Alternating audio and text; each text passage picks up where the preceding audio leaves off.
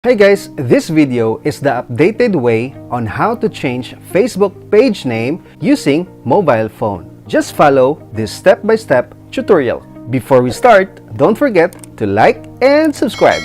Alright, let's start after this intro.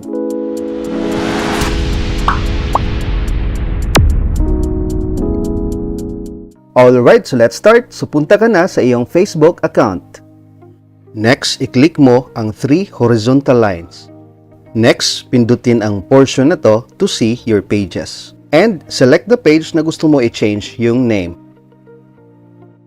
Okay, so once nandyan ka na sa page mo, i-click itong 3 horizontal lines. Scroll down ka and hanapin mo ang Settings and Privacy. I-click ang Settings.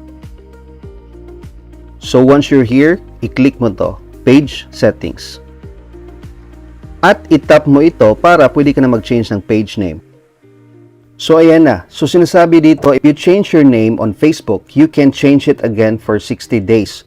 So make sure na before ka mag-change ng page name, ay dapat sigurado ka na sa ipapalit mo. Kasi sabi dito na after 2 months ka pa bago maka-change ulit ng page name. Okay, so I will change my page name na from 𝗣𝗵𝗲𝗄𝗆 to 𝗣𝗵𝗵𝗄 Tips and Tutorials.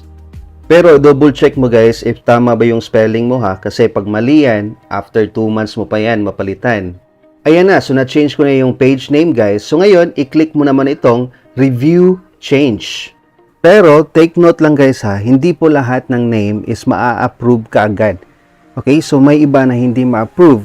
So, ang gagawin mo is mag-prepare ka lang ng at least 3 to 5 names just in case hindi ma-approve yung una mong request. So, at least may mga options ka pa. At ngayon, para makaproceed na tayo, so i-enter mo yung Facebook password mo dito. So, again, Facebook password mo ang ilagay mo ha. Then, after you enter your password, so save changes. Then, click again, save changes.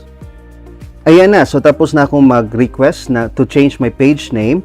Alright, so ngayon para makita natin if na-change na ba talaga, if na-approve ba, so i-click lamang itong arrow guys. So tap mo lang ng tap. Ayan na guys, no, na-change na into 𝗣𝗵𝗲𝗄 Tips and Tutorials. Okay, so check pa natin ito guys, so na-change na talaga yung page name. Balik tayo sa timeline para maipakita ko talaga sa inyo guys na successful ang ating pag-change ng ating page name. Ayan, so successful nga guys ang ating pag-change ng ating Facebook page name. Ganyan lang kadali guys. Ayan, so nag-notify na nga si Facebook guys sa aking Facebook profile that my request to change my page name has been approved. And that's all for today's tutorial. If you learned from this video, don't forget to like and subscribe. Alright, thanks for watching. God bless and enjoy life.